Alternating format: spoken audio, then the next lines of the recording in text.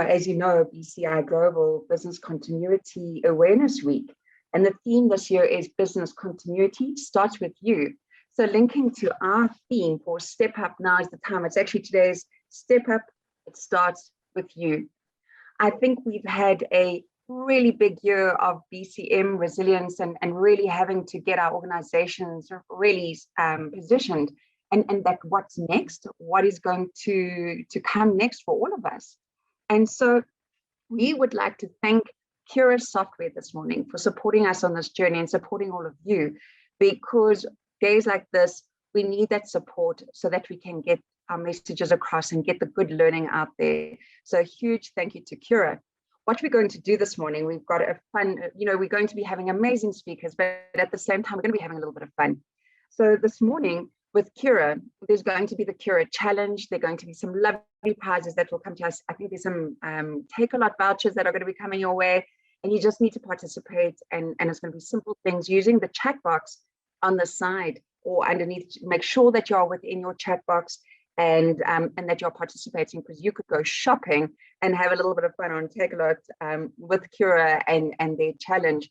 And it's really going to be fun. I think these are the opportunities. We're not sitting together around a table and eating our breakfast and having a good coffee. So have some fun this morning, and please interact with each other on the chat box at the same time, and just find a way to still connect with each other, because the best benchmarking definitely comes from our networks and learning what other people are doing. So have a little bit of fun during this morning. And as we get going, I know that the games will be introduced to you. But to get started with our Step Up BCM morning, where it starts with you, I just want to remind you about a couple of things. I mean, we've been talking about it a lot lately. The first thing is our board exams in order to get your CRM Prac designation or your CRM Prof. The exam for the CRM Prof, the Certified Risk Management Professional, which is board exam 2, will be hosted in October. Now, registration for that ends on the 2nd of July. So please make sure that you are getting your registration ready, but also consider looking at whether you are able to meet the criteria for exemption. So if you are able to bypass board exam 1, please do so and go straight to that CRM Prof exam, which is board exam 2. The Certified Risk Management Practitioner, which is board exam 1, that closes on the 9th of July for the November exam. So you've still got some time there, and have a good look. Have a good look at the work experience logbook that you would need to complete, just to get a good understanding of where you need to be positioned in order to be able to write the exam. And also look at the criteria. If you've got a qualification at an NQF6 within any environment, and then 5 years risk management experience, you will meet the criteria to write board exam 1.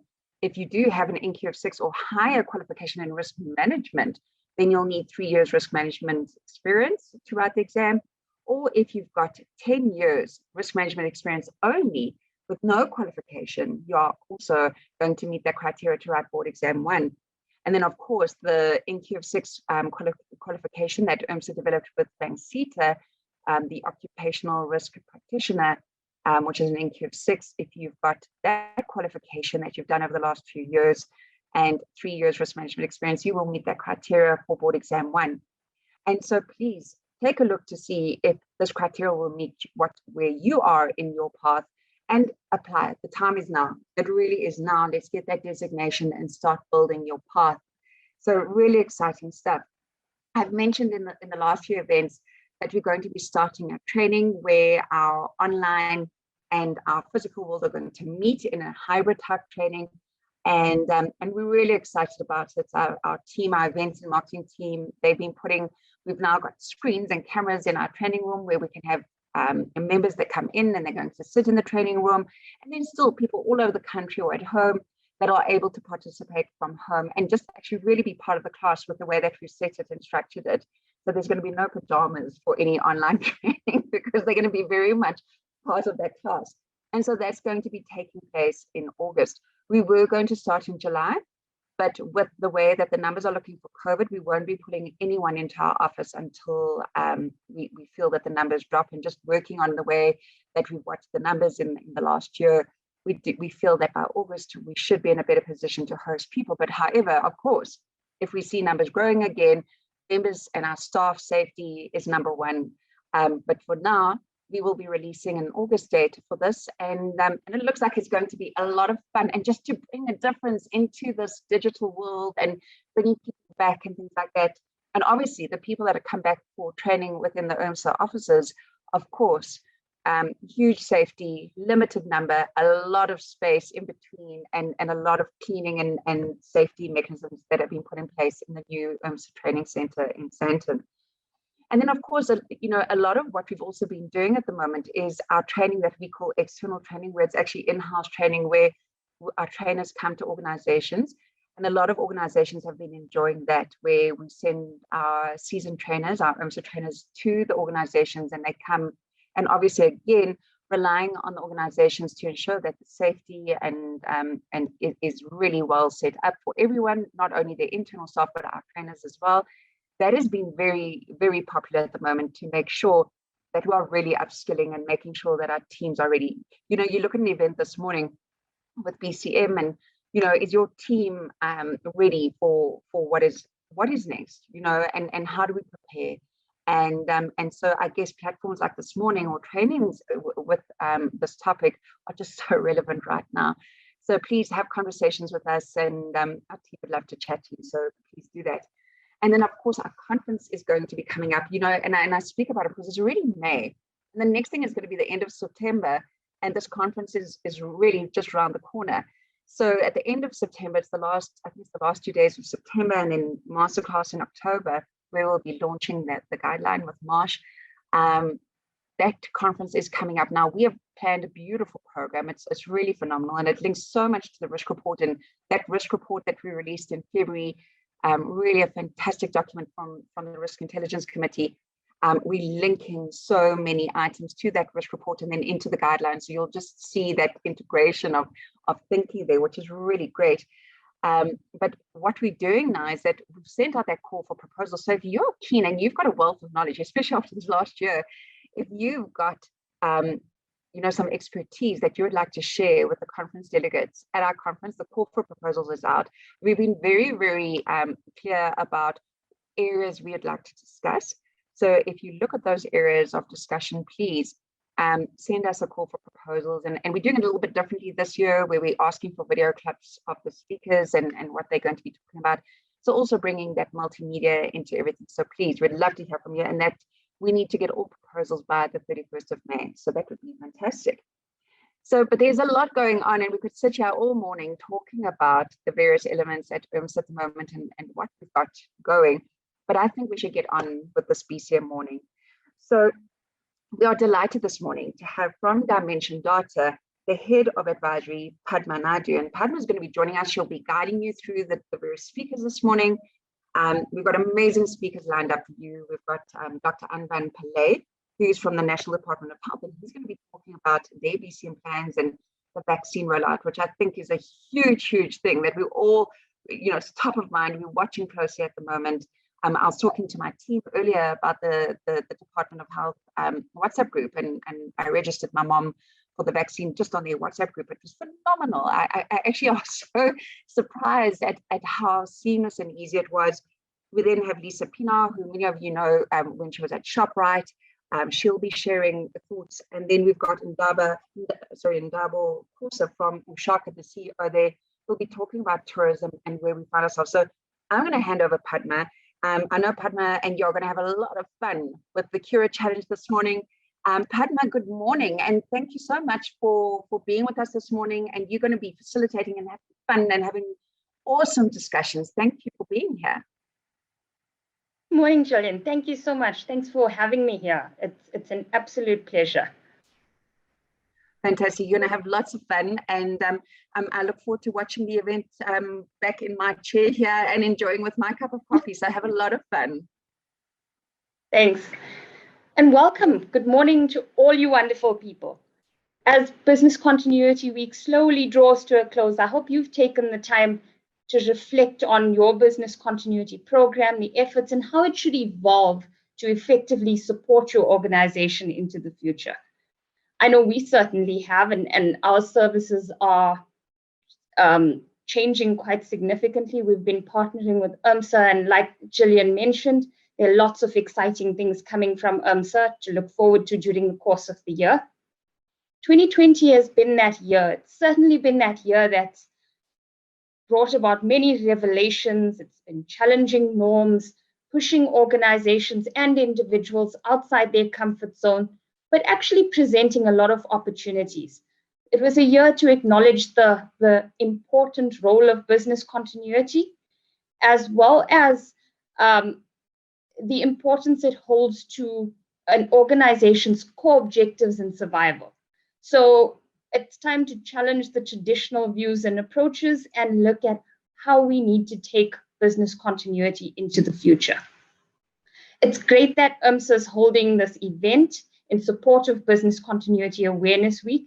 And like Gillian mentioned, we've got a lineup of very eminent speakers to share their views on business continuity. IRMSA certainly has been at the front of embracing the change or embracing the new world with their digital events.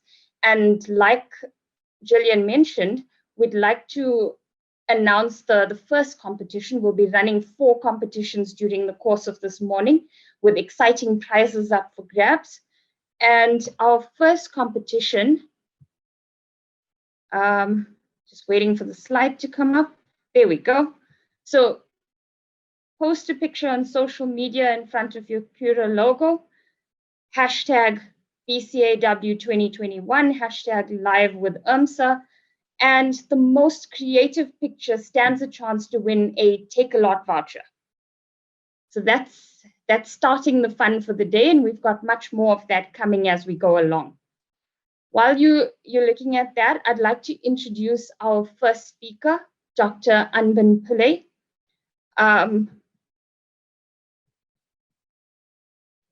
Gillian did mention a little bit about his background. He is going to give us an update on the vaccine rollout in the 3rd wave.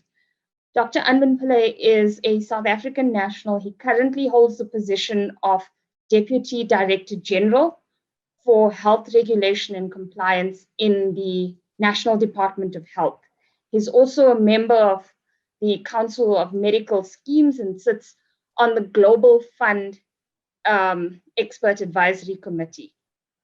Dr. Pillay's research focuses on drug utilization, knowledge, attitude, and behavior of prescribers, drug selection by pharmacy and therapeutic committees, meta-analysis and systematic reviews, as well as cost-effective analysis. He's got a PhD from the University of Newcastle, Australia, and also holds a master's in clinical pharmacology from Nelson Mandela School of Medicine. Dr. Anban Pillay, welcome. Thank you. Thank you. And good morning to you and to your colleagues participating today. Very happy to be here. I would certainly like to share some of our plans relating to the vaccination program. So I have a few slides that I wanted to present to you. Hope you can see that on your screens. Is it visible? Yes, we can see it. Oh, great. Okay. So I'm going to talk about the vaccine program that's underway in South Africa. I'm sure everyone's interested in that. But before I actually get into the detail, I think it's important to recognize some of the key elements of the program. The first is clarity, and we need to make sure that everybody at all levels are very clear in terms of what is the objective of the program. And the objective at a very high level is to vaccinate people so that we can prevent them from experiencing the adverse events relating to a COVID infection. So to prevent hospitalizations, to prevent mortality linked to that. And so leadership and communication linked to that is critical. So the vaccination is able to provide that protection. And so that's why we need to do that. The second is speed, and we want to make sure that we do this as rapidly as possible, because the more people we can vaccinate over a short period of time, the more likely we are to prevent another wave of infection and to prevent these hospitalizations and mortality as well. We have three parallel streams of vaccination, and I'll talk more about that just now. We also want to make sure that the system is fair so that everybody that participates in the system has access on a fair basis that is reasonable and rational. And I'll talk about that as well. And then making sure that across the country, the quality of the service is standardized and appropriate, so that everyone can understand and appreciate the quality across the country. And then finally, around issues of simplicity. So it shouldn't be difficult for one to access the vaccination program. It should be as simple as possible. So who are we vaccinating and when? We have divided the program into 3 phases.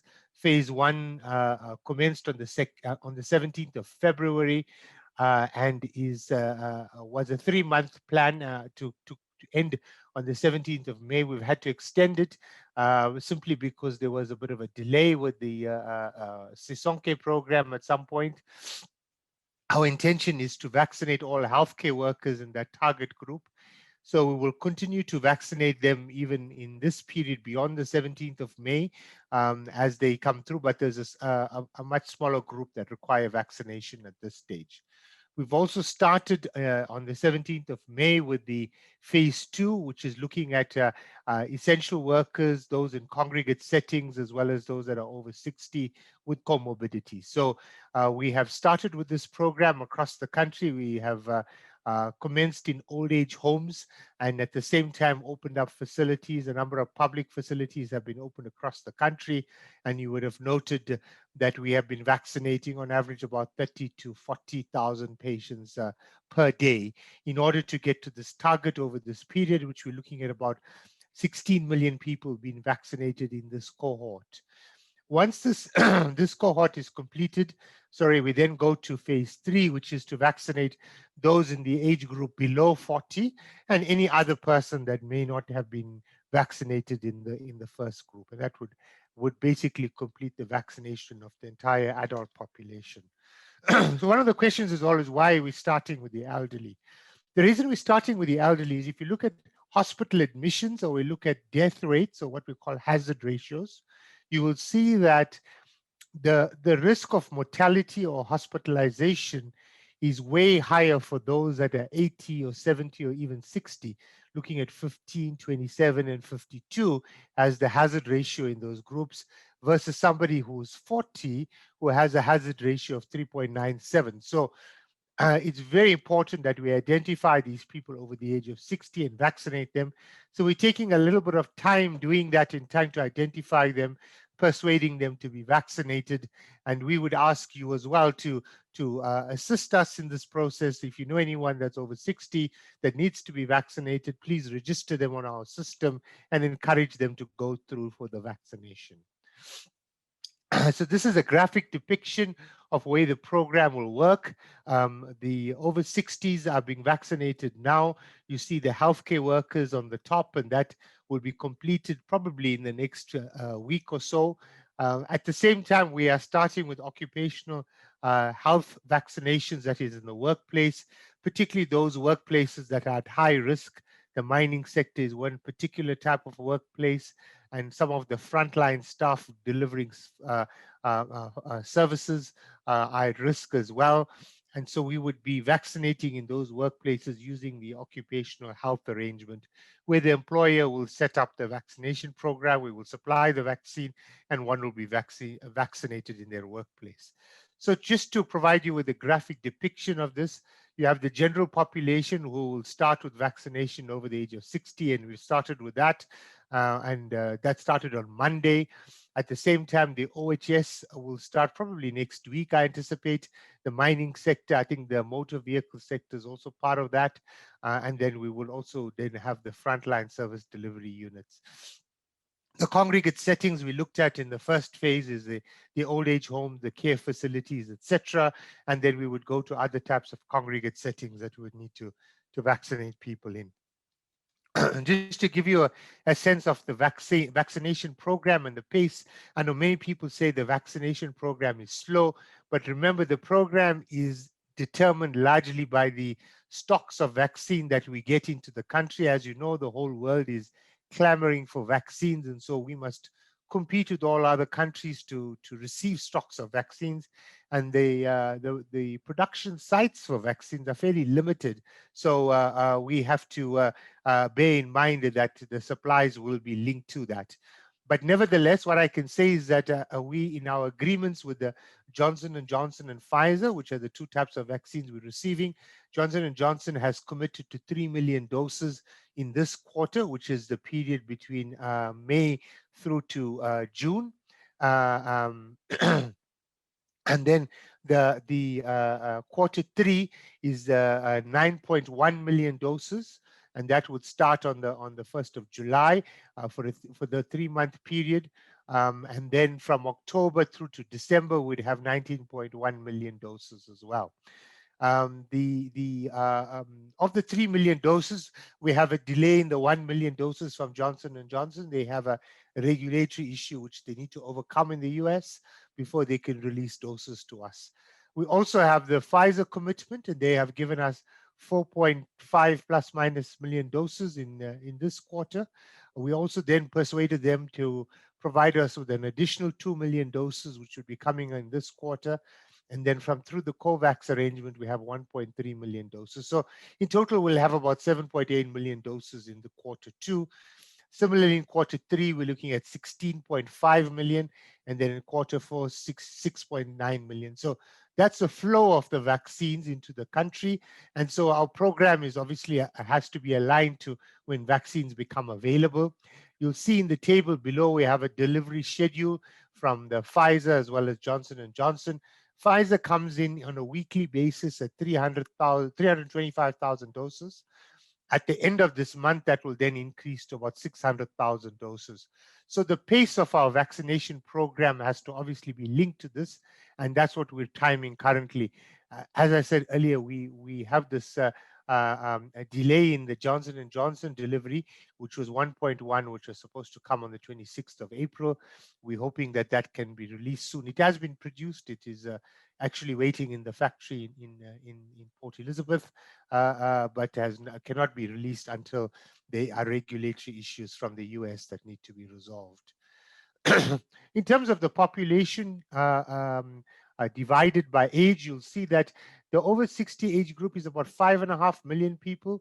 The 50 to 60 age group and the 40 to 49 age group come to about 11.6 million. There's about 5 million in the 50 to 59, and then the 40 to 49 slightly larger, about 7 million altogether. So that's the largely the distribution based on age. And as I mentioned, that by the mid-October, we would have completed the age group 60s, the 50 to 59, as well as the 40 to 49 of the entire population. And then in phase 3, we will go to the groups from below the age of 30 and anyone else that may have missed out in the first phase. We're planning to do this using multiple approaches to vaccination. So what we call small vaccination sites, these are typically our community clinics, our hospitals, our private pharmacies, our GPs, etc. And these are small sites. They may have 2 vaccinators or so, and they can do as few vaccines every day. One vaccinator does around 40 to 50 vaccinations in a day. When you go to your medium to large sites, these are going to be largely in your community centers and small halls where you could do many more people. And here we're talking about 6 to 16 odd vaccinators in that site. And we would need to open these as well. And as the vaccines flow in greater quantities, more of these will become available. Some of the medical schemes are also looking to open some of these. And then we'll go to, once we have more stock, which will probably be around July, we'll then open what we call mass sites. These will be in stadiums, in large facilities, and they will be doing, have about 50 vaccinators, about 100,000 vaccinations in a day. So that's our target in terms of making sure that we are able to vaccinate everybody by the end of the year. That's our target, and we will try very hard to get to that point. Then finally, just to share with you the client journey, you obviously would need to register with the EVDS in order to to start the vaccination process. The EVDS currently is open for the over 60s, so they are able to register. Fairly soon, we will then open it up to the under 60s, meaning the 50 to 59s, and then the 40 to 49s. Now, once enrollment happens within the system, and you can have various ways of doing that. You can obviously do that on your mobile phone or go onto the computer and the internet and do it. You could use the USSD platform or WhatsApp, or you could even go to a site that's vaccinating, and they'll be happy to register you. Or you can call our call center, and they can also assist you by registering you on the system. Once you are registered and you are in the eligible age group, based on the order in which people have registered, so the 60-year-olds, based on the order that they registered, they then get invited for vaccinations, and we call that scheduling. So you get an SMS which tells you the date, the time, and the venue that you should go to for your vaccination. And basically, you will go to that site at that time. At that site, they will screen you for COVID. And if you are COVID positive, unfortunately, we can't vaccinate you at that point. It would just cause a number of adverse events, and we don't want that. If you're COVID negative, through our screening, we will then do a verification of your details based on your ID, as well as the vaccination SMS, which gives you a special code, which we are then able to access your profile, which you would have captured when you enrolled on EVDS. Once you get confirmation of that, you will go through to the nurse that would explain to you the vaccination and the implications of the vaccination. And if you have any questions, the nurse would answer those questions. After vaccination, you have to wait for a period of at least 15 minutes to just identify if there's any adverse effects so that we can address those. Most people don't have them. In fact, we have no serious adverse effects. And then you usually can leave. If it's a Pfizer vaccine, you must come back for a second dose. We will then send you a SMS confirming the date for your second dose. So this is overall the client journey, if I can call it that, for the vaccination. The actual vaccination process doesn't take very long. If you get to a site and you're not a walk-in and you're scheduled on time and everything's going very smoothly, you should be able to complete the process within half an hour to 45 minutes. Thank you very much. I'll stop there, Chairperson.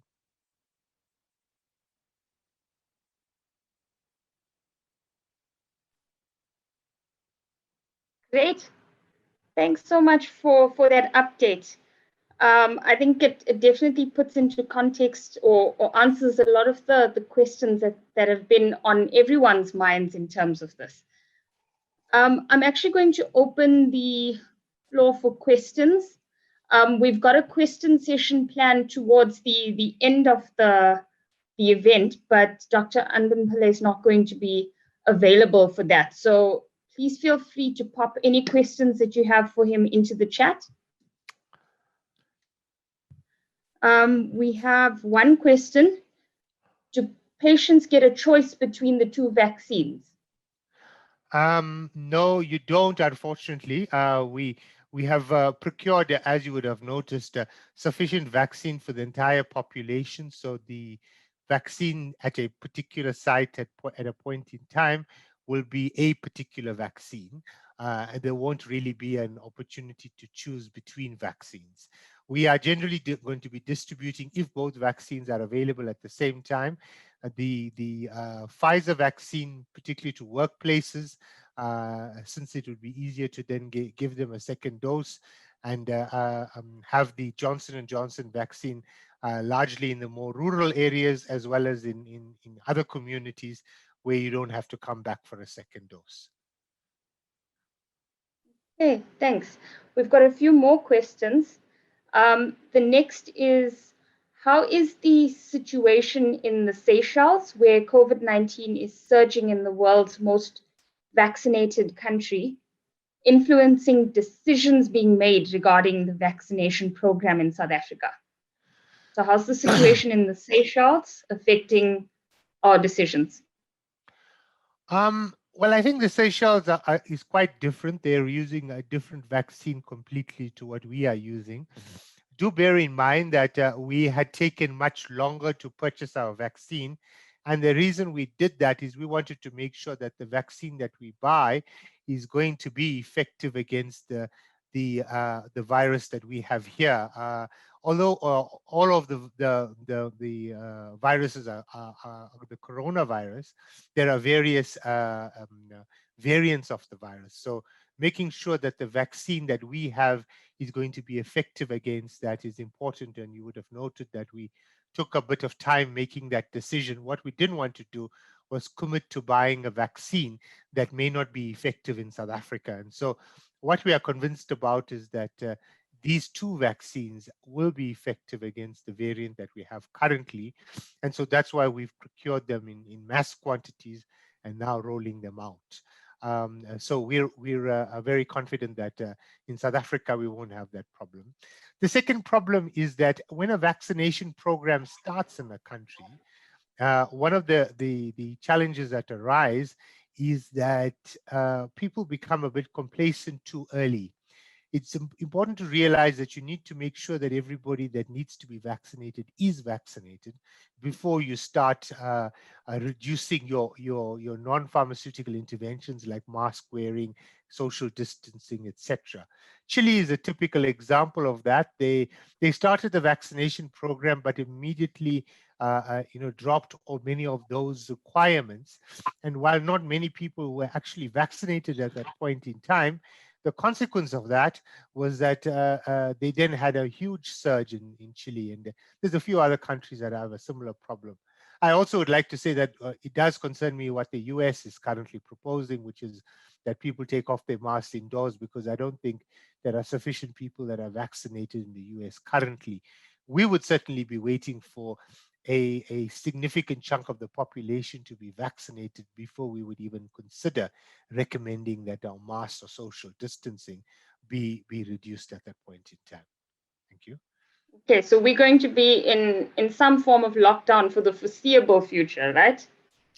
Well, I wouldn't call it a lockdown, but I think we're going to be in the new normal, which is that we would have social distancing, use of masks, etc., for a significant period of time until the indicator is clearly that a majority of the population has been vaccinated. And you will see when the majority become vaccinated that the number of infections are fairly low. Then I think we can start considering going back to the pre-COVID era as such. But until we get to that point, we need to continue as we have been. Otherwise, we will have surges. And when do you think we'll achieve the so-called herd immunity in South Africa? The herd immunity is intended to get to a point where there is sufficient people that are vaccinated, where the transmission of the virus becomes absolutely low or impossible. And at that point, you usually would detect very few cases.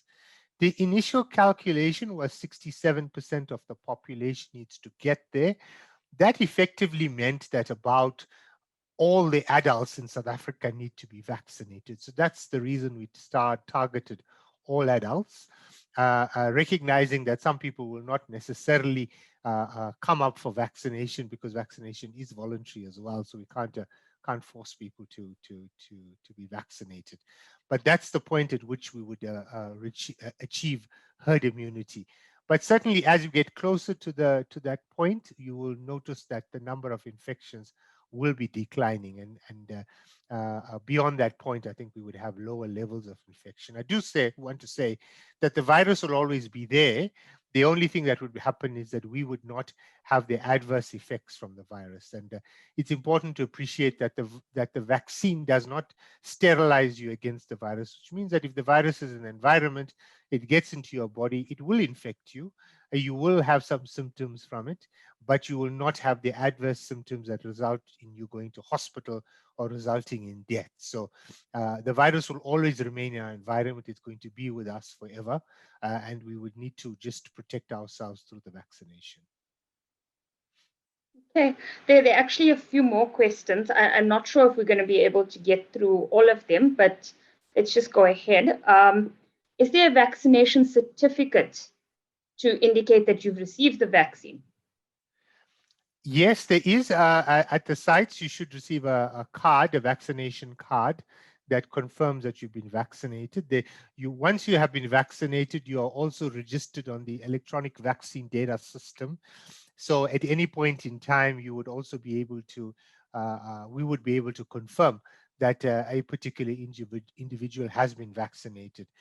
There may well be practices globally that would require one to demonstrate one's vaccination in order to access particular environments. So I know that some airlines are probably going to be introducing that. So in other words, in order to get a flight, you would need to confirm that you have actually been vaccinated. Some airlines have already started talking about that, and some countries may also require that as part of the visa requirements. So they've been talking to us because they would then be able to get confirmation through our data system that in fact a particular individual who's applied has actually been vaccinated. And how has the implications of that COVID-19 passport or the limitations on travel been factored into or catered for with the vaccine rollout plan? Because I think our plan extends well beyond July. Yeah, so the program basically captures everybody that would be vaccinated or has been vaccinated, and that data system is held centrally as part of the national data system, a bit like how we hold your information relating to your ID number and other details. And so when there's a need for that, we would certainly be able to provide that information to whoever may need it for a particular purpose. Okay, I think I'm going to stop with the questions there. If you do still have a few more minutes, you can maybe go into the chat and respond to them. There were quite a few other questions posted in the chat. Or alternatively, we look at some way of channeling those questions to you and providing feedback after the session. Thank you so much for your time this morning. Thank you very much. I'm sure Roxanne can share those questions and I'm happy to respond to them. Great. Thank you so much. It's been very insightful and it's definitely sprung a lot of questions with the attendees this morning.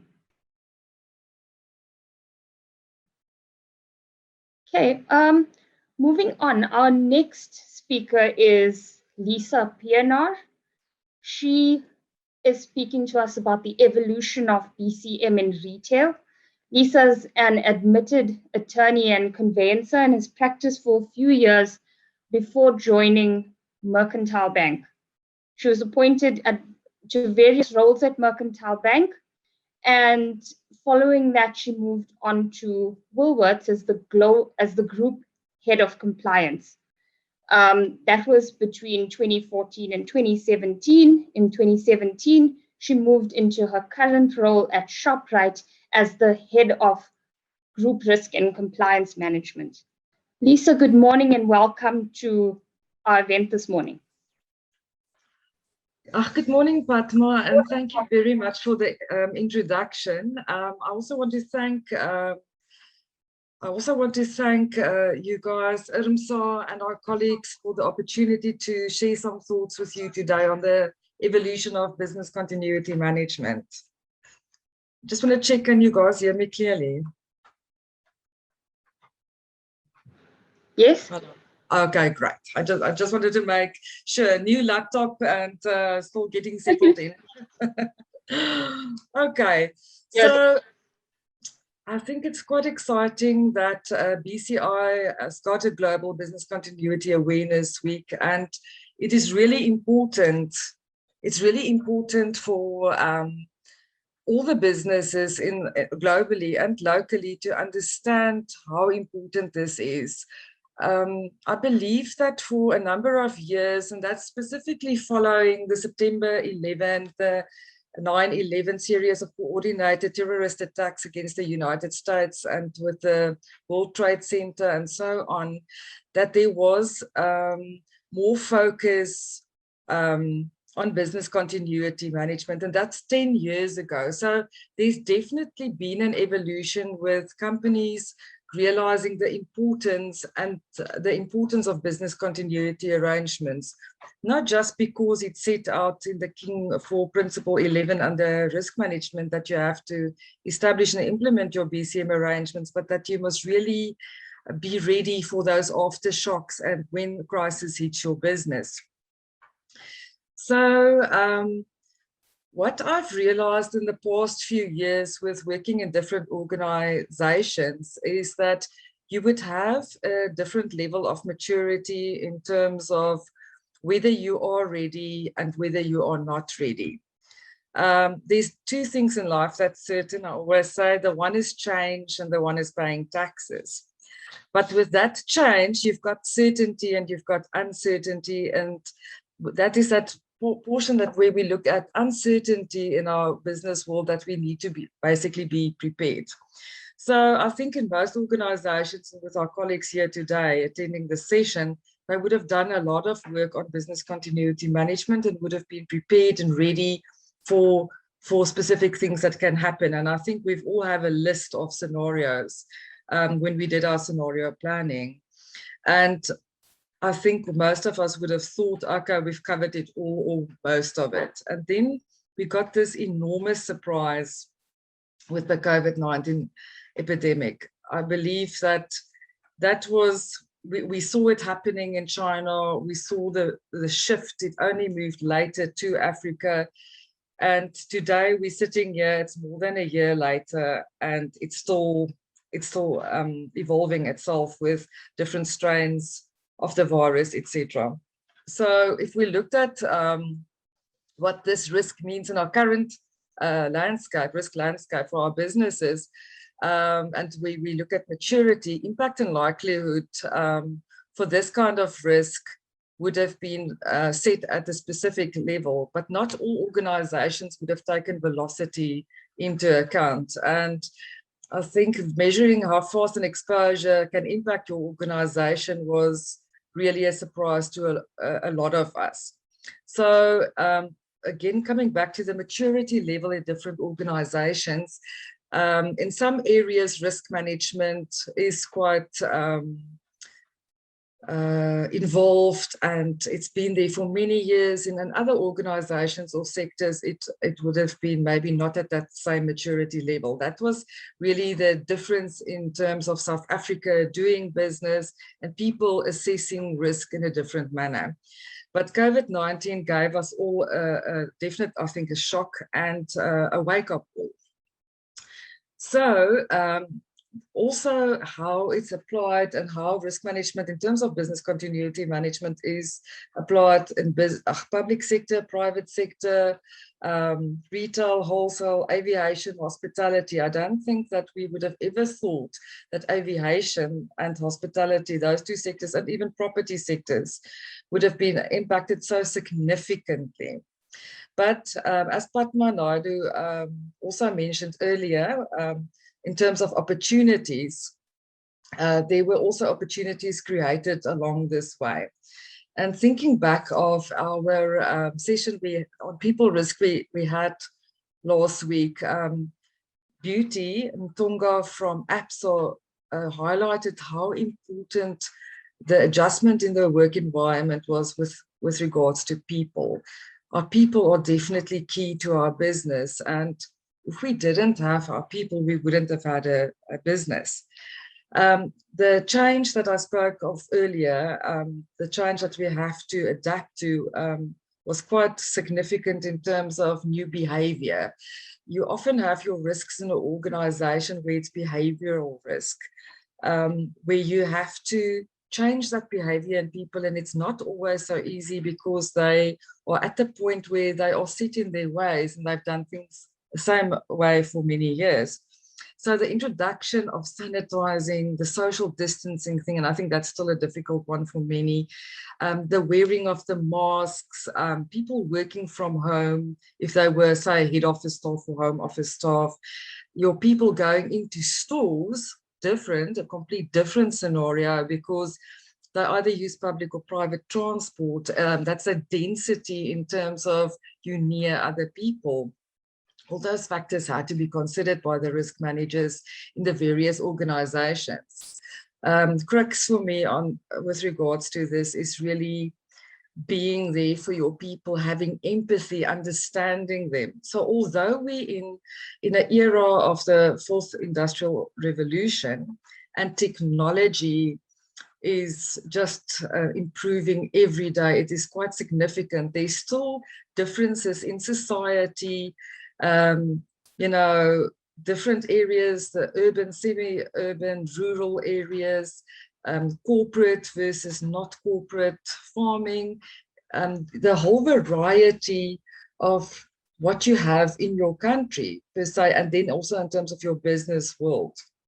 So that level of difference would have made for some people, say they were in a semi-urban area, but they traveled to a work in public transport and they don't have the technology, it's at a complete different level than a person that works, for example, at a head office with a computer, driving their private vehicle.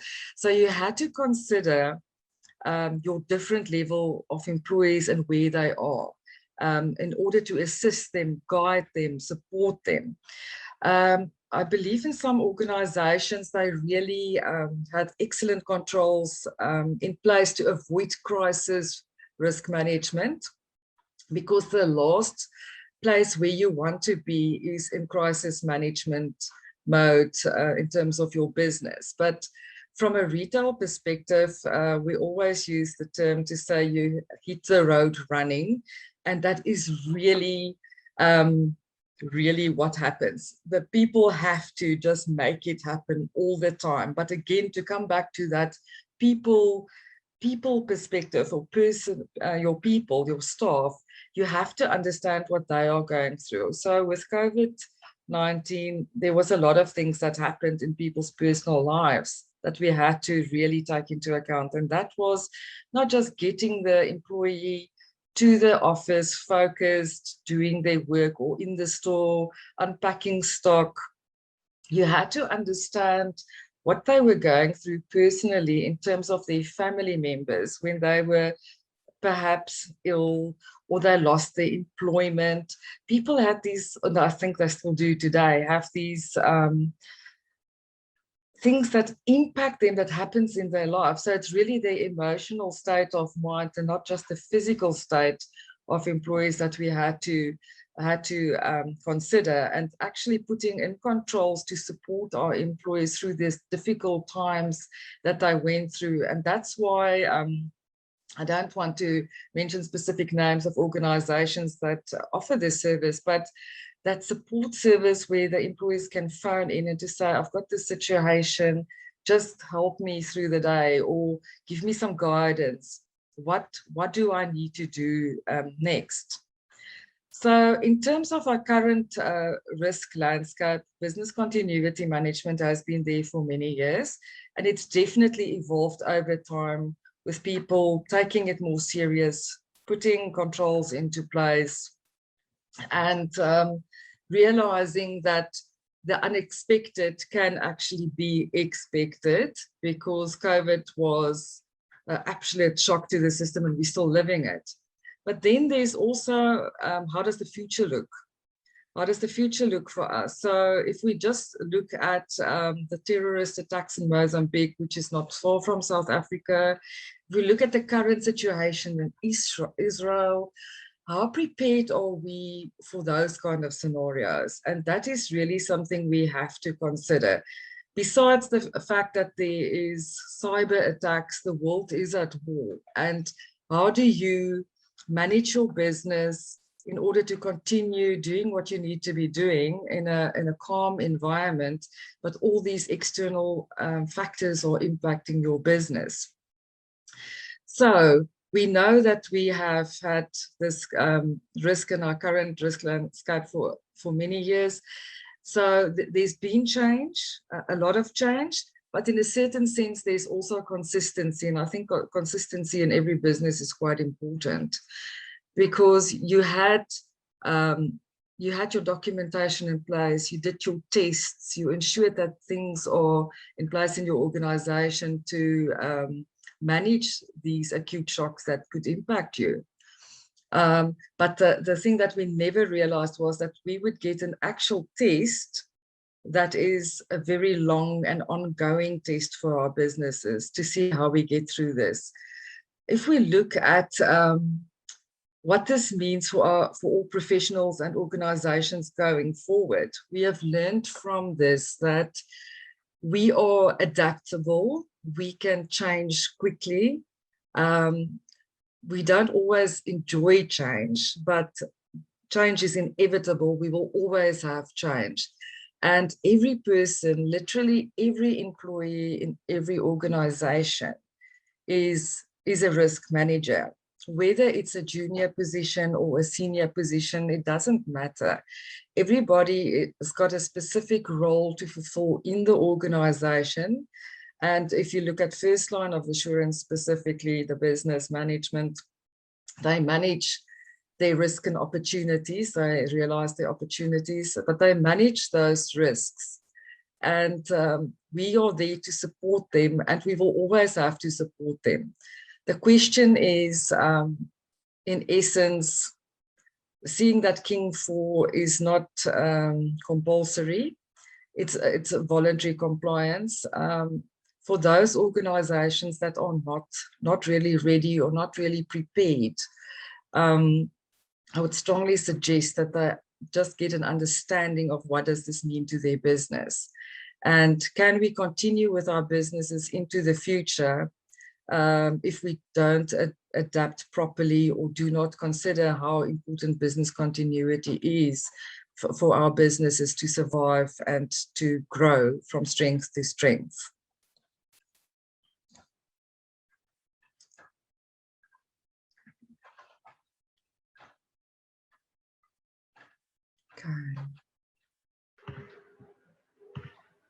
Great, thanks so much for that, Lisa.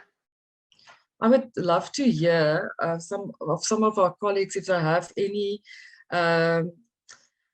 anything they could share with us in terms of the evolution of business continuity management in their businesses that we can all also learn from.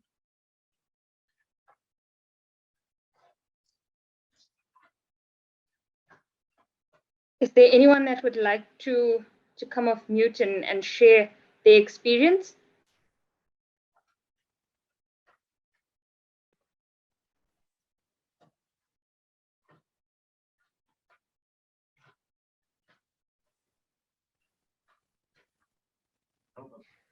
Okay, we don't have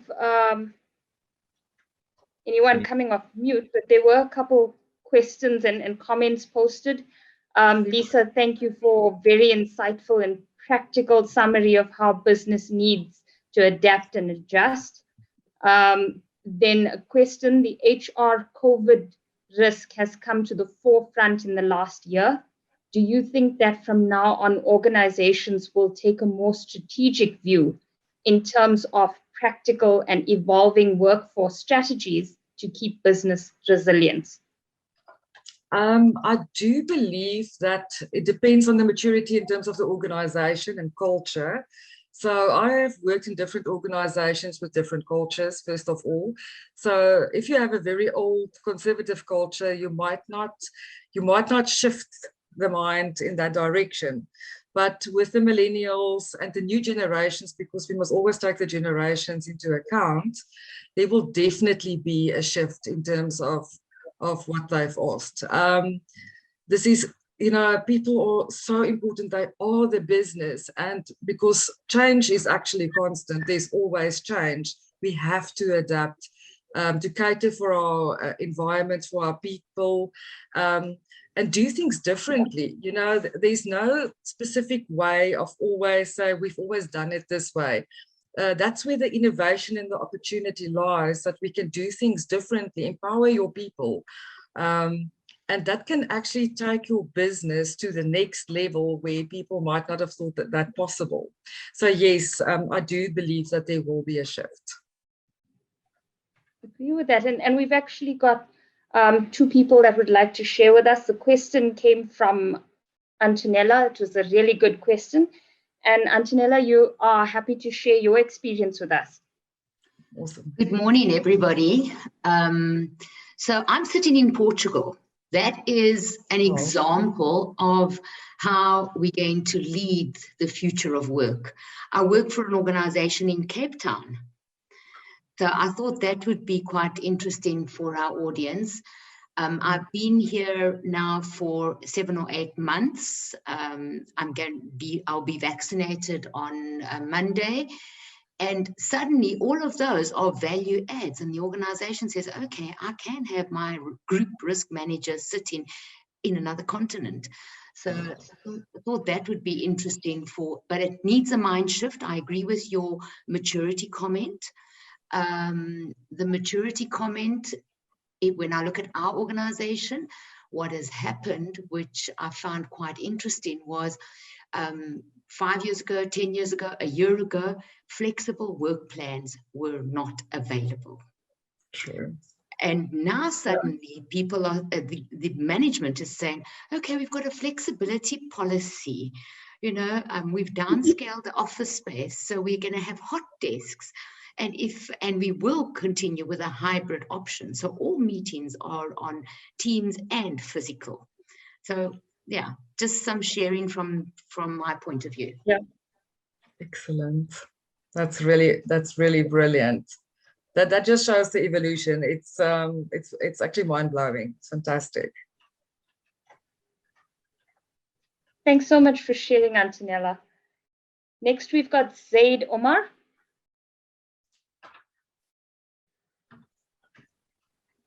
Hi there, can you hear me? We can. Yes, we can. Wonderful. What a lovely conversation we're having right now. I mean, it's something that would not have actually surfaced if not for COVID.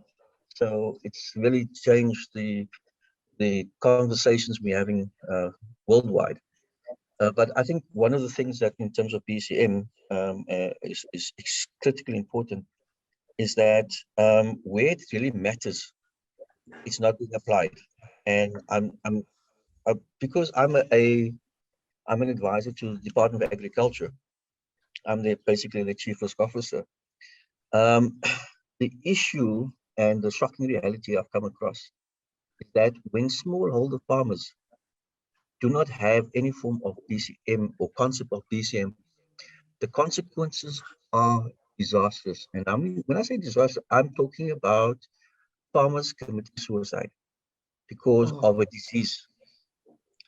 So you've got a situation where, for example, when the avian flu hit some of the smallholder farmers, all the chickens had to be culled. And as a consequence, these farmers had no form of income, no form of response plan or backup system or anything to be able to or to continue business. At that point, these smallholder farmers had felt that there was no need to continue living. Sure. And this is not an isolated case. So disease has a huge impact on the farming community, and the agricultural sector is one that is very it's got a, you know, it's difficult to explain, but it impacts on everything. But the funniest thing though is at the end of 2020, agriculture was the only sector that thrived. It grew by 13.1% in 2020.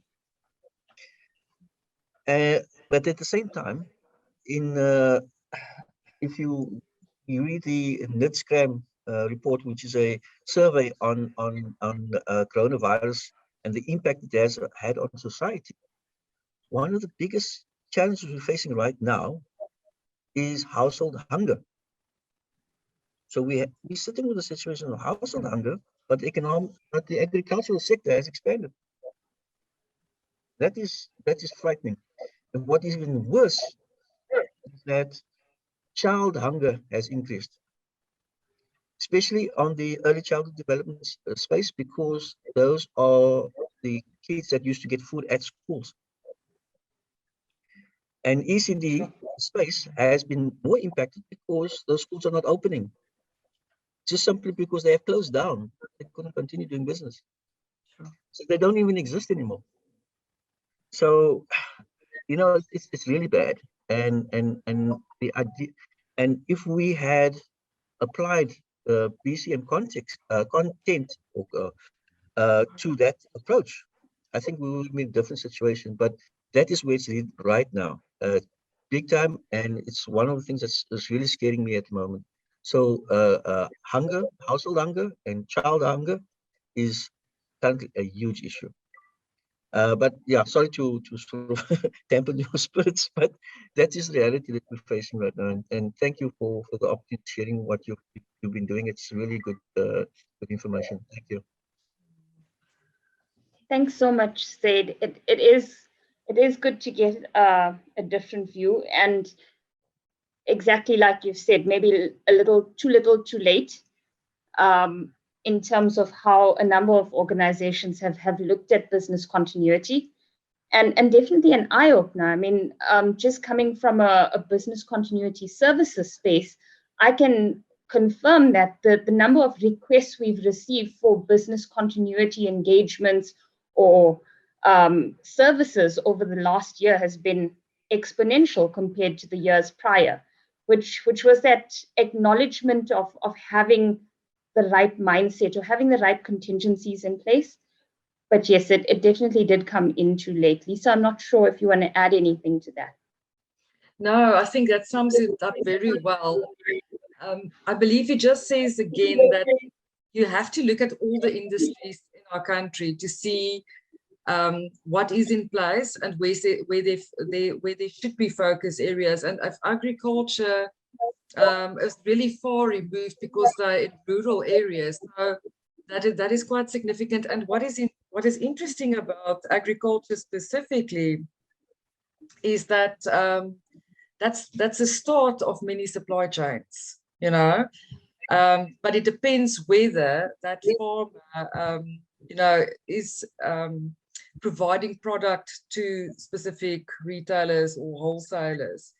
So I think also from a sustainability perspective that we can link to this, more can be done by private sector specifically to help out.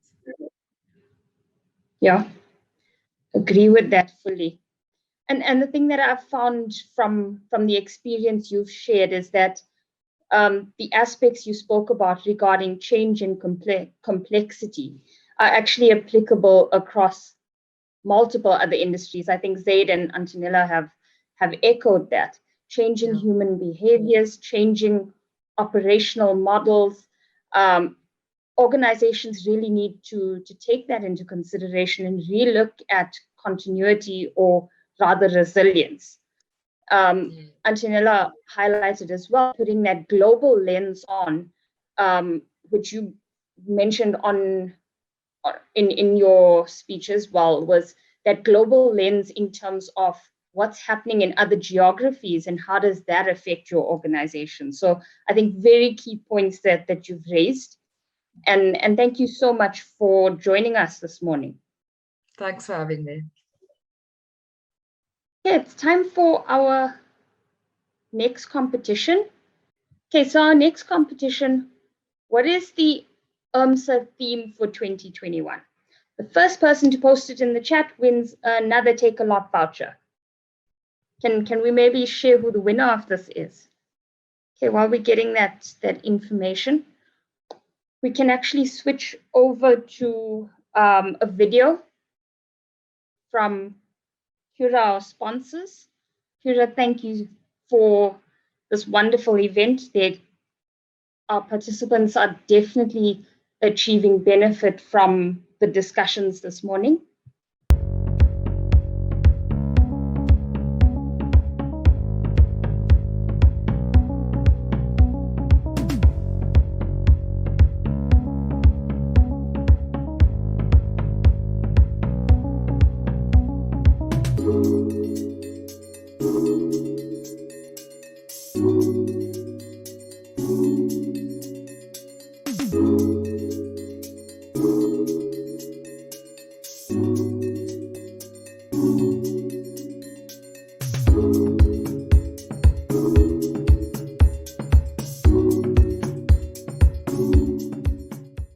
Thanks, and this is a good time for us to also keep everyone engaged, we're going to run a short poll to get some information around what's happening in your organization. While that poll is being loaded, we've got Nicolene as the winner for our competition. Congratulations to Nicolene. Okay, our poll's up. If you can please click on your answers. We'll give a couple more seconds for everyone to respond. And then can we move on to the second question? Okay, this is interesting. Is your business continuity management program automated or software technology enabled? We've got 22% of respondents saying yes, the large majority of 61 saying no, and not yet, but planning to is approximately 18%. It is also the shift that we're seeing in of digital platforms and technology in order to manage not just business continuity, but risk and other governance requirements within an organization. Can we have our second poll, please? Okay, so what is your greatest challenge regarding BCM? Our options there: understanding BCM requirements, tracking and managing BCM initiatives, or demonstrating and reporting on BCM. Again, we'll give it a few more moments for people to respond. Okay, here we've got quite a mix of responses. We've still got approximately a quarter of our respondents saying the challenge is around understanding BCM requirements. And that has always been a challenge. And it's part of the reason that organizations find themselves in a lower state of maturity, because what do we really need to do and where do we direct our efforts? The majority is sitting in that space of tracking and managing BCM initiatives. So probably have the initial program or the foundation in place, but how do we keep this alive and how do we continue to deliver value and benefit from the program? And then approximately 30% looking at the challenge with demonstrating and reporting on BCM. And I'm assuming this goes with demonstrating the value that business continuity can deliver to an organization. Very interesting results. And I think some of these aspects are touched on by our speakers today. If we can move on, I think we've got one more competition before our next speaker. Okay, what is Cura's tagline? First person to post the answer in the chat box wins a voucher again. Great, I'm sure we've already got a winner. I'd like to then move on to our next speaker, Ndabizitha Khoza from the KZN Tourism Authority. He is the CEO, and having headed up the organization for 10 years with vast experience in the tourism sector. Welcome. And Ndabizitha is going to speak to us about tourism sector BCM plans. Definitely an interesting topic with COVID-19. Thank you very much to you and everyone else that's joined. I'm hoping you can hear me. Let me just show yes, we can. Hello, can you hear me? Yes, we can. Yes, okay. Let me just show my face. Then I'm gonna remove it just now, just so that I don't affect the quality of the audio. This is me. Thank you very much for the opportunity again. Basically, I just need to give a sense of where we are and what we've learned over, this period, because, we're one of those key attractions when it comes to tourism. I think some of you have been to Durban and Ushaka Marine. and it's one of those anchor tenants or anchor attractions, and we were severely affected, as you know. And what we found is that when we reopened in September last year, we moved quickly to level 1, where things started looking good. We started adjusting our projections, and we were gonna make money. Things were looking good. There was a lot more things that we could do. All of a sudden, the second wave hit, because everyone was talking about the second wave, but we never really thought of it as something that could really, create so much havoc in terms of our operations, and it affected a lot more staff. Obviously, we needed to see how we can adjust. It hit us at the time when we were heading for a peak period, where we as an operation of this nature, we make money 4 times a year. You can understand. We make money in December, we make money in April, we make money in June, July during the school holidays, and September. So if you lose any of those 4 periods, you have a huge problem in terms of how you're going to keep going for the rest of the year, because you use that money to pay for salaries and service providers and everything throughout the year, even though you still have to keep yourself operational, because people need to be able to still come here when they actually want to come. And what we've also saw when the relaxation, firstly, obviously the coming into being of the third wave, of the second wave in December, and the impact of the closure of the beaches, meant that we could not trade or realize the potential revenues that we thought we were going to have. But not only that, it then affected our tenants, because we run, the theme park also has about 11,000 square meters of a shopping mall. And therefore, with the water park and the aquarium being the anchor tenants, so to speak, think of a mall where you would have a Checkers, ShopRite, or Pick and Pay. We don't have that. The aquarium and the water park serve the role that ordinarily that your Pick and Pay or your Woolies would actually play in any other mall. They draw the traffic, and coming out of that, then people would then see the need to then go eat out in any of our restaurants, or buy some things. And the same thing also happens that people go to the beach, because we're right next to the beach, and then after that, then they want to grab a meal, then they come to our shopping mall, and then they will eat and do all sorts of things. If those 2 things are closed, then automatically, obviously, then our tenants are actually affected. And we find that having exhausted all our concessions that we had given our tenants, and also how badly it was actually affecting us, it created a huge problem, where we then needed to revisit and say, what then do we do together with the tenants to keep them afloat? We needed to be very creative in terms of us saying, okay, well, can we defer? Can we give discounts?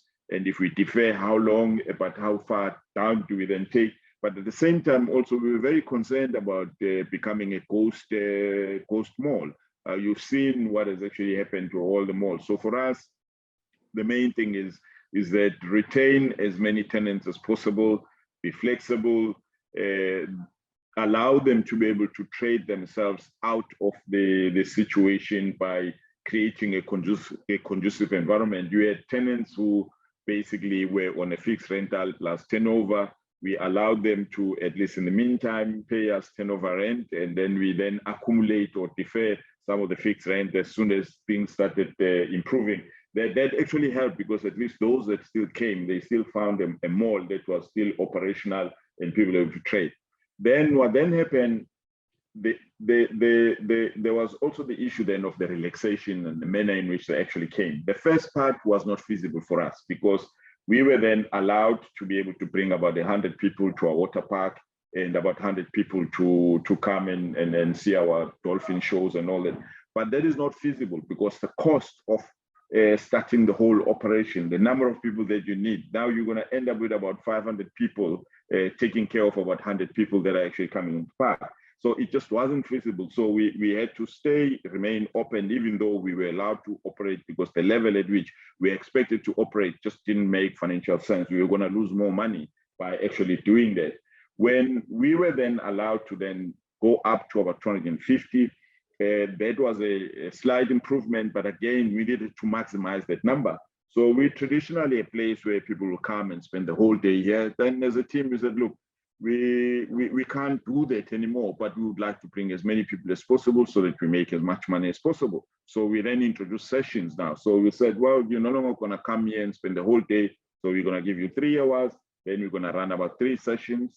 So we will then bring you in and bring you out. We adjust our pricing. At first, there was a lot of resistance. People were unhappy.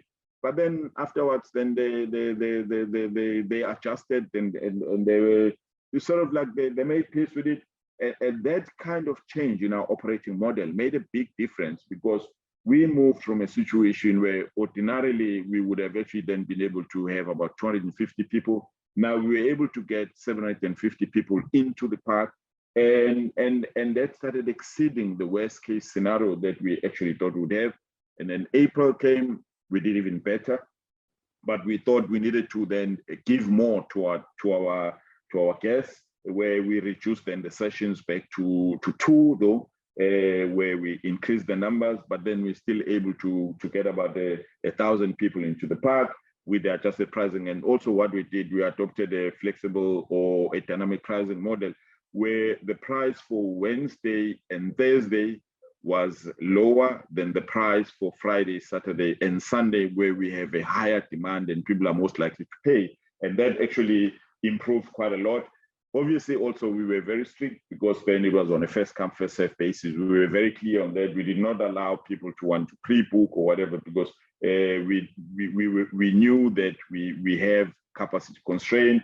We ensured that we put controls to ensure that we have continuous numbering, just to make sure that we have the requisite number of people that actually come into the park. And also, issues around then guest behavior when then they come inside. We had guests, we had what we call COVID marshals. We did away with entertainment because we realized that entertainment induces a risky behavior. Even though you create a very nice environment for people, but people get very excited as soon as you introduce entertainment. So the park became a bit boring, but compliant, because we wanted to make sure that people become much more compliant. They do what they came here to do and enjoy that without us moving into space.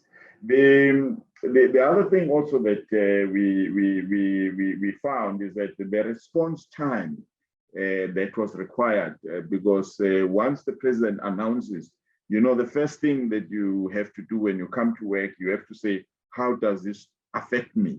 To almost like the extent that you don't even go to the BCM. You look at the regulations and say, how does this affect me? How can I comply? What do I do? We look at the BCM afterwards, because the main thing is about the people coming into the park. There's money that needs to be made. We need to adjust our operations.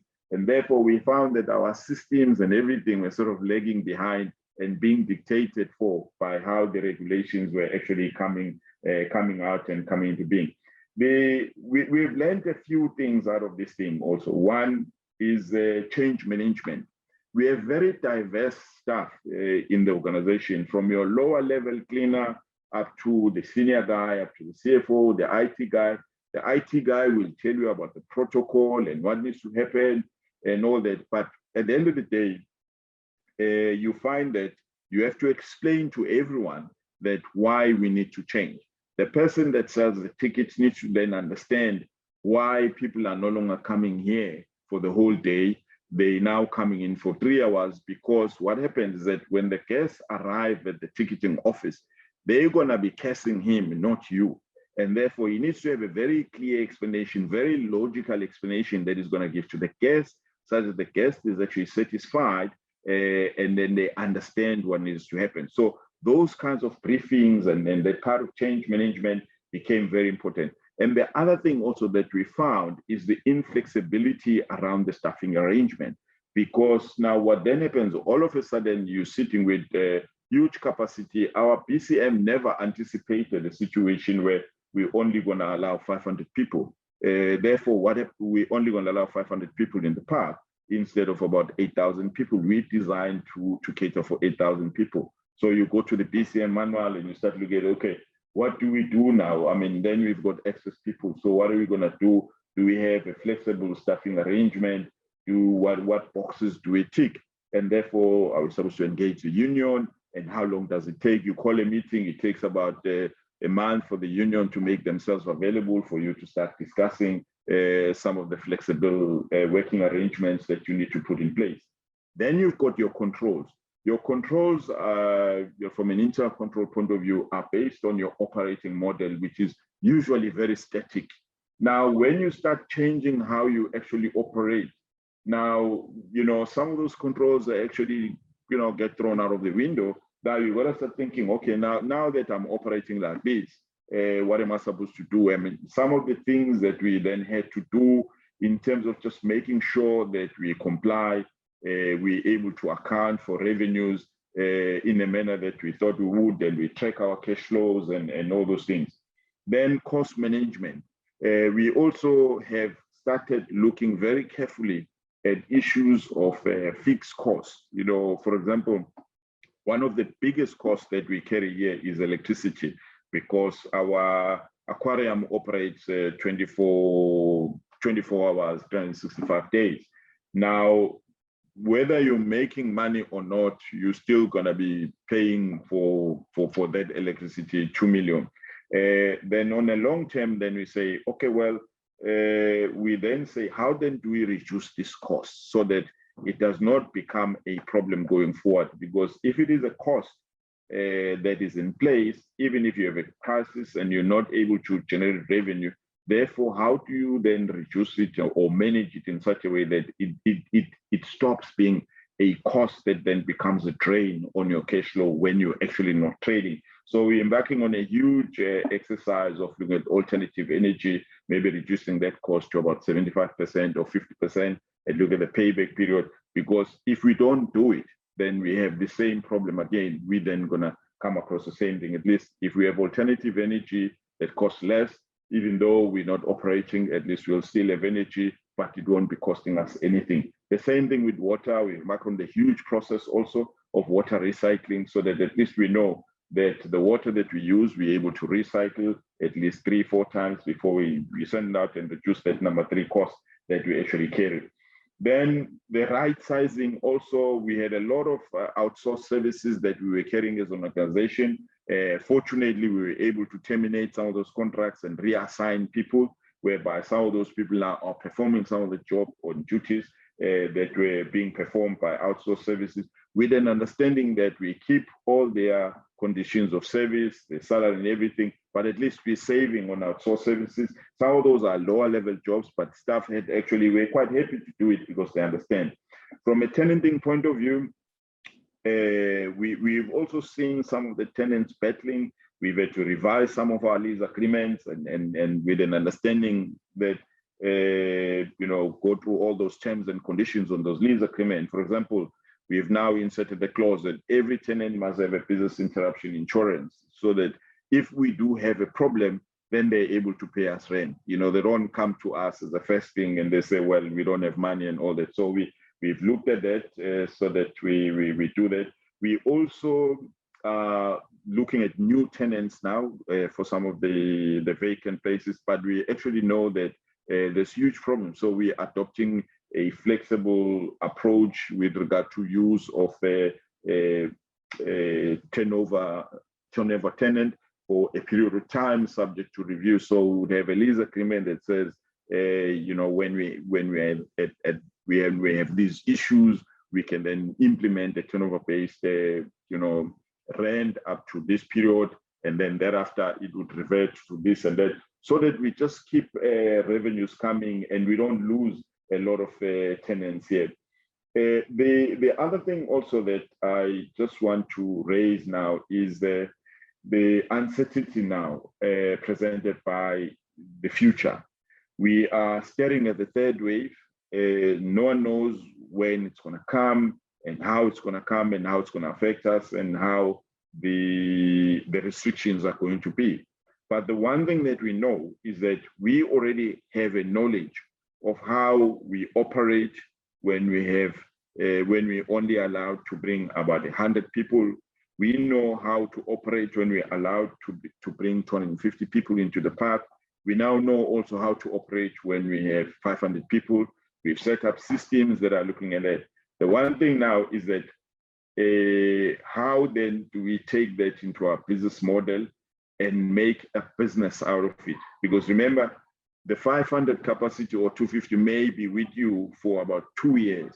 So if that was to happen, what should your business look like? If you were to be allowed to operate at 500, what should your business look like? So all the different scenarios, we're building it up into a model such that we know that if we have this restriction, this is how we do this. If we have this restriction, this is actually what we do. And some of those things were never really issues that the BCM looked at. We also are looking at our cash flow management very carefully. We had a 1 to 3 months, cash flow, obviously mostly 3 months, and we thought we were okay. And now we actually realize that 3 months is actually not good enough. You got to do a lot more in terms of, making some of your traditional fixed costs flexible so that you can suspend them when you can and preserve some of cash flow such. So yeah, generally, that's where we've been and that's what we've seen. We're looking at a revised organizational design, but also we are embarking on a revised feasibility study now for the entire park, taking into account the learnings and say, how do we show up the business for future kind of disasters? Because we've learned a lot from the COVID situation, from this restriction. How then do we build it up? What was missing in our business that made it less resilient than what we thought we were?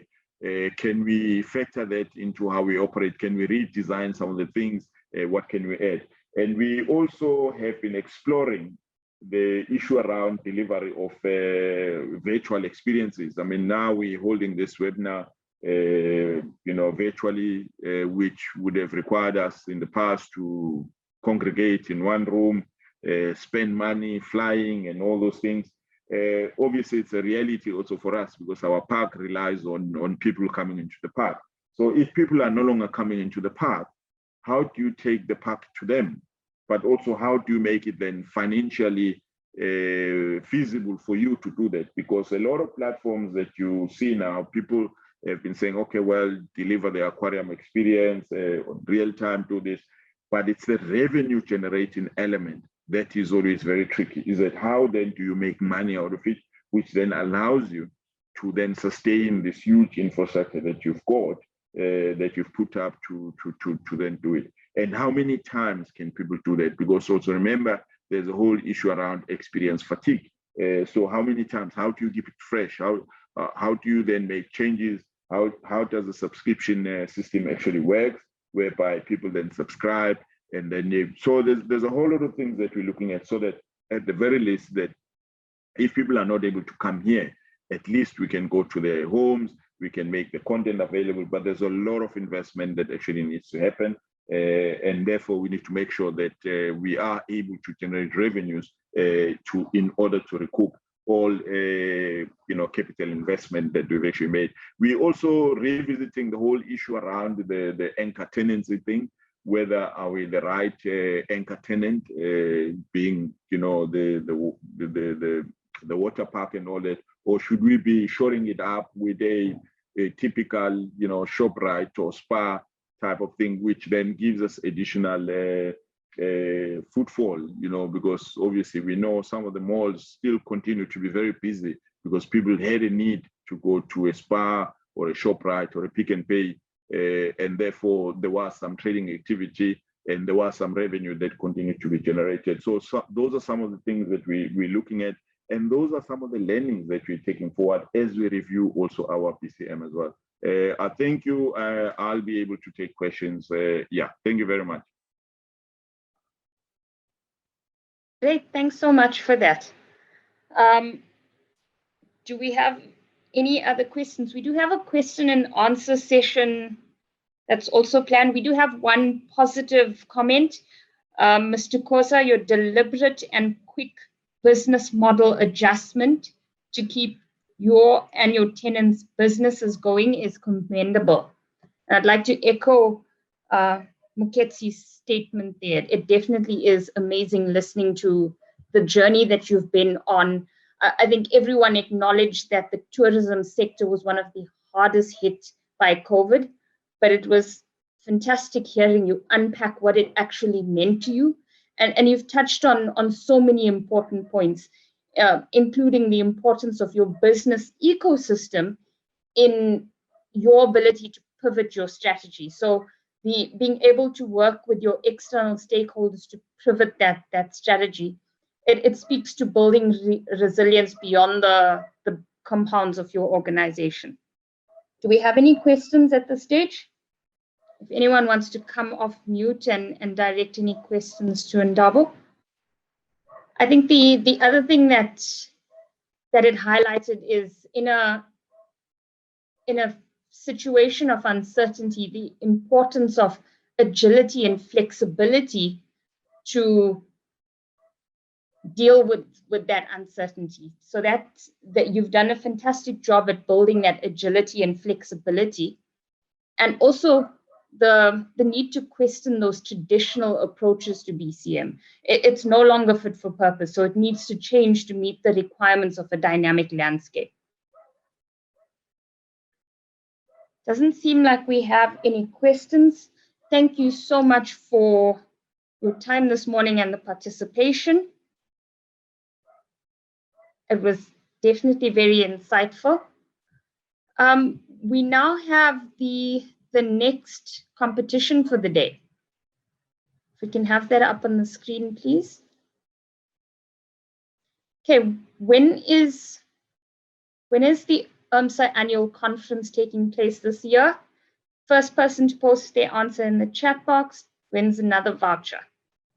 Okay, I'm sure we've got the answers rolling in. Okay, we do still have Ndabo and Lisa available.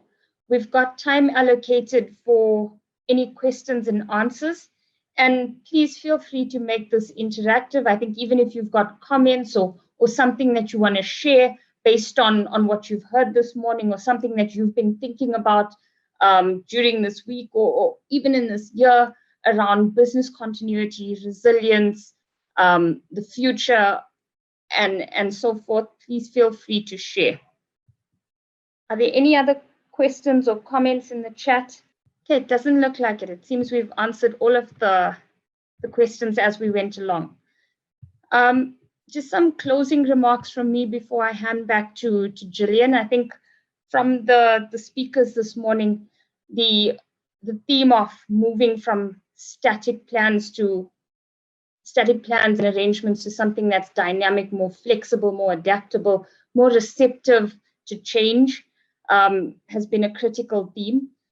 Something that I'm very passionate about is the evolution from pure continuity, what do you do in the event of a disaster, to resilience that has a proactive focus on delivering benefits to an organization on an ongoing basis, as opposed to just being that plan B. A strong theme of that has come through, and I'm absolutely loving that.